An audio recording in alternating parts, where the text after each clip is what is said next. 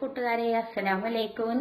Beef fried rice ഉണ്ടാക്കണം. അതിന് beef ചെറുതാക്കി കട്ട് ചെയ്തത് എല്ലില്ലാത്ത എടുത്തിട്ട് കഴുകിയിട്ട് അതിൽ സ്വല്പം ഉപ്പും കൂടെ ചേർത്ത് സ്വല്പം വെള്ളം കൂടെ ചേർത്തിട്ട് ഞാൻ അതൊന്ന് വേവിച്ചെടുക്കാം കുക്കറിൽ വെച്ച്. അപ്പം അത് വെന്ത് വന്നിട്ടുണ്ട്. അപ്പോഴേക്കും ഞാൻ അരി വേവിക്കാൻ വേണ്ടിയിട്ട് ഞാൻ അടുപ്പത്ത് വെച്ചിട്ടുണ്ടായിരുന്നു കേട്ടോ. ഇതിലേക്ക് ഞാൻ ബിരിയാണിൻ്റെ അരിയാണ് ഞാൻ ഉപയോഗിക്കുന്നത്, വലിയ അരിയില്ല, അതാണ് ഉപയോഗിക്കുന്നത്. അപ്പോൾ അത് വേവിക്കാൻ വേണ്ടി വെച്ചിട്ടുണ്ട് അടുപ്പത്ത്.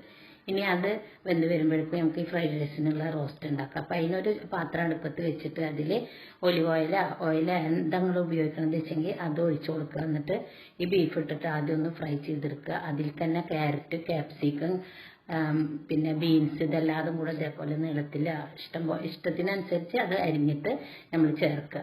എന്നിട്ട് ഒരു സൈഡിലേക്ക് മാറ്റി വെച്ചതിന് ശേഷം അതിലേക്ക് 2-3 കോഴിമുട്ടയും കൂടെ ഉടച്ചിട്ട് ഉപ്പ് പാകത്തിന് ഇട്ട് കൊടുത്തിട്ട് ഇതെല്ലാം കൂടെ ഒന്ന് മിക്സ് ചെയ്തിട്ട് എടുത്ത് കൊടുക്കുക.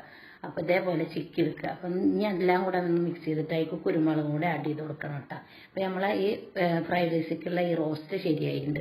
ഇനി നമുക്കിപ്പോൾ ചോറൊക്കെ വെന്തിട്ട് അത് വാര വെച്ചിട്ടുണ്ടായിരുന്നു. ഇനി ഈ ഒരു പാത്രത്തേക്ക് തന്നെ നമ്മൾ സ്വല്പം കൂടെ ഓയിൽ ഒഴിച്ച് കൊടുത്തിട്ട് അതിൽ നിന്ന് ബാക്കിയുള്ള ഞങ്ങൾ കോരി വെച്ചിട്ടുണ്ടായിരുന്നു, കുറച്ച് മാത്രം അതിൽ വെച്ചിട്ട് പിന്നെ ഇതേപോലെ നമ്മൾ 2-3 പ്രാവശ്യമായിട്ട് അത് ദമ്മിട്ട് കൊടുക്കുക. അപ്പോൾ അത് ഈ മിക്സി ഇടുമ്പോൾ നമുക്ക് വിളമ്പുമ്പോൾ എളുപ്പമായിട്ട് ഇത് വിളമ്പാൻ പറ്റും. ഇനി എല്ലാം കൂടെ ഒന്ന് മിക്സ് ചെയ്ത് കൊടുത്തതിന് ശേഷം ഇതിൽ സ്വല്പം കുരുമുളകിൻ്റെ പൊടിയും പിന്നെ അതുപോലെ സോയാ സോസ് സ്വല്പം ഒഴിച്ച് കൊടുക്കുക.